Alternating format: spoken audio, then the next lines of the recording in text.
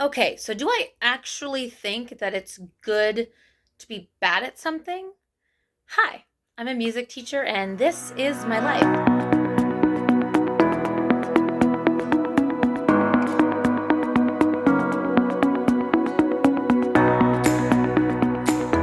Welcome back to my YouTube channel, or welcome for those of you who are new. In today's video, I'm going to be sharing my thoughts as to why I think it's actually a very good thing to be bad at something, both as a teacher and just as a person. But full disclosure here, it's only okay to be bad at something if you're not endangering yourself or other people. So as an example, if you're not a good driver, maybe don't drive.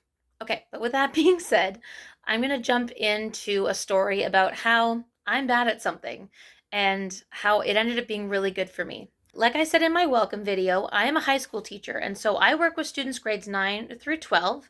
And recently, we had enough interest at our school to have a downhill ski and snowboarding club. And so there was a teacher in the building who did amazing work organizing everything.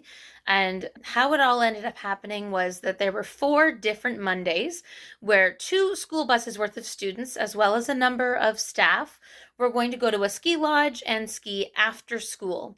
So this did make for some long Mondays, but it ended up being a lot of fun. So anyway, the opportunity came up to be one of the teachers to help volunteer supervising the students. And I thought to myself, that one time I went skiing a number of years ago was a lot of fun. So, sure, I'd love to help and supervise.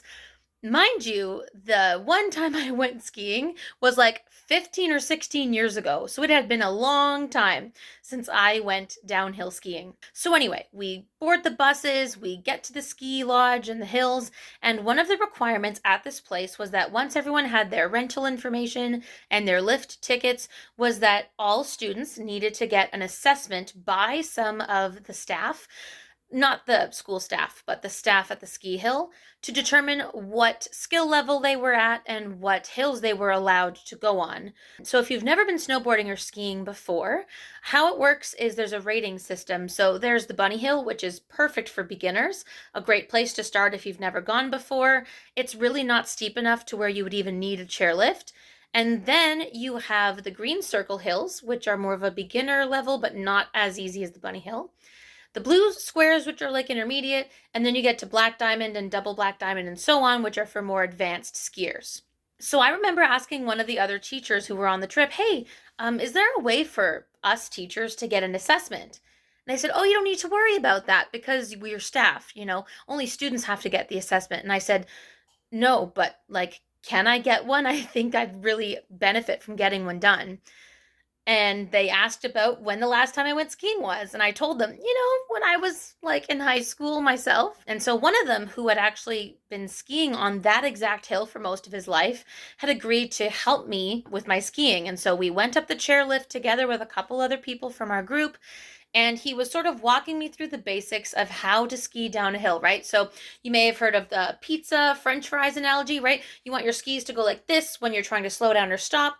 You want them to be like this and like a french fry shape when you want to go forward. And the key to controlling your speed, if you need to, is to make big S shapes down the hill, right? So to make a long story short, I end up wiping out a few times. The first 2 times didn't hurt too bad. I was able to stand up, reclip my boots into the skis, and continue on. But the third time hurt a lot, to the point where I had a little scrape on my left elbow, and I had bruises all the way from my wrist down to my elbow on my right arm.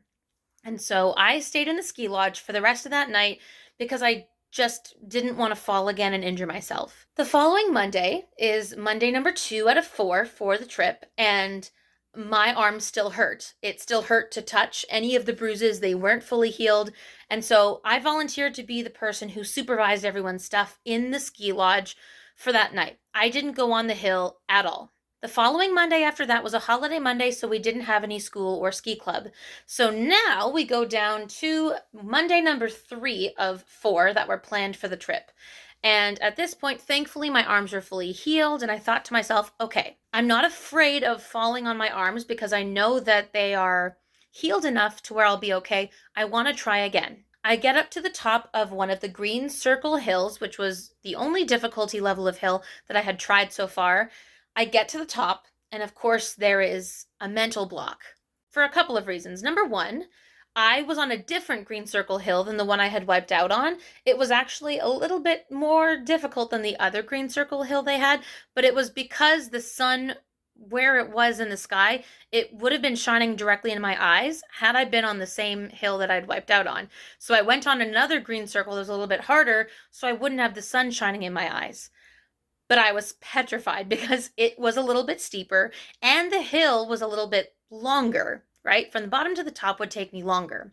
So, classic me, I had a mental block and I froze because, of course, I'm thinking to myself, what if I can't control my speed on the way down and I wipe out again? But I'm with another teacher from our group who is there and trying to help me. She's also a beginner, so she can kind of relate to what I'm feeling and experiencing. And so I try to go down this hill very slowly, and thankfully, I don't wipe out. And I thought, wow, skiing's a lot of fun when you don't wipe out and fall. So I ended up going down that hill a couple more times. It ended up being lots of fun. And then I went back to the green circle hill where I'd wiped out earlier. And again, I freeze a little bit because even though it's an easier hill, that's the hill that I had taken a pretty hard fall on. And I was really worried. I was able to overcome it, and thankfully, no wipeouts. And I thought, that's great. So fast forward a week, we are now at the fourth and final week of skiing. And of course, I'm feeling brave, I'm feeling confident. I'm thinking to myself, I would love to try a more challenging level of ski hill, so maybe a blue square. So I talked to one of the other teachers who was on the ski trip with us. She skis fairly regularly. And she was saying how instead of the blue square hill that's kind of bumpy at the bottom where a lot of people wipe out, she suggested I go on this black diamond hill because even though it's steeper, it's not as bumpy. And so it's kind of a smoother ski. And that part makes it a little bit easier to be able to control your speed and to sort of know what you're going to be feeling under your feet. Of course, the steepness of the hill makes me freeze at the top. And so she skis about halfway down the hill and stops and waits for me. And of course, I'm frozen because I'm thinking to myself, I don't know if I can do this. The other thing that I'm thinking to myself is the chairlift doesn't let me go back down.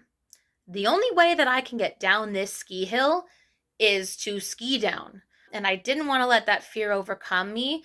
And she was reminding me of the strategies that I had learned. Remember, just take it slow, do nice big S shapes down the hill. You're going to be fine. And I had to stop a few times, but I was able to get down the hill safely. One thing that sort of threw me off guard about halfway down the hill was I needed to stop because one, I was afraid of falling, but two, I was really feeling my muscles start to tire out on the outside of my legs. And there's another skier passing me who makes this like side comment remark about how I'm going so slowly or something like that. And I remember thinking to myself in that moment, I can't pay any attention to that. I just need to get down this hill safely. So I had no problem just waiting on the side for more experienced skiers to ski right by me or snowboard past me, just let them have fun on the hill. And like I said, I ended up making it down the hill, but I didn't end up going back on that hill again. I decided to stick with the green circles, had a lot of fun skiing on those, and then that was the end of the night. So why am I telling you this story?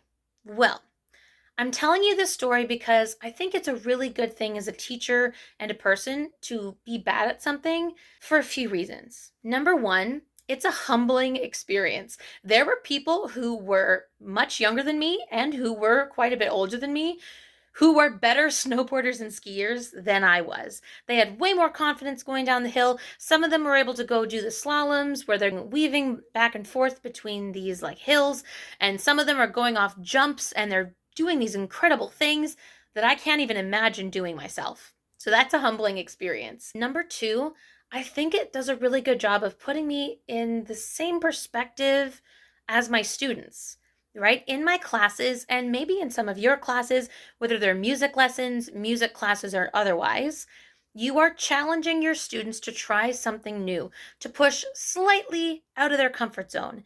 And sometimes that comes with a sense of nervousness or fear. For example, if you are in a choir, right? It becomes very obvious to everyone in the room if you're singing the wrong lyrics, if you're singing the wrong notes, or if you're singing where everyone is supposed to be resting, you're the person who stands out. It can be a very vulnerable and scary thing. So I think for that reason, it can be really good to be bad at something, because now I'm able to see what teaching a new skill or teaching a new concept can feel like for a student who might be really afraid. I think of a class of students I teach right now where English is their second, third, sometimes fourth language. I'm asking them to be brave and to be part of these class discussions as best as they can in a language that they're not as confident in as, say, their mother tongue. And so I say that because I think now as a teacher, I'm able to look at how I teach a new skill or teach something new to them in a totally different way. I'm now able to put myself in a beginner's shoes because I was very bad at something. So, with all that being said, I encourage all of you, if you're a teacher or not, to go and try something new. Maybe something you've always wanted to try, but it's going to push you out of your comfort zone. Maybe it's skiing or snowboarding, like it was for me. Maybe it's signing up for a dance class or a yoga class or a painting class. I'm also terrible at visual arts, admittedly, but try to pick something that you think you'll enjoy and something that, again, is going to push you out of your comfort zone, because I think it's going to really help you as a teacher to just sort of see things from the perspective that your students see your teaching from. With that being said, I want to thank you all so much for listening to my story. Please like and subscribe to stay tuned and up to date on all the upcoming videos, and I'll see you again back on this channel very soon. Bye, guys.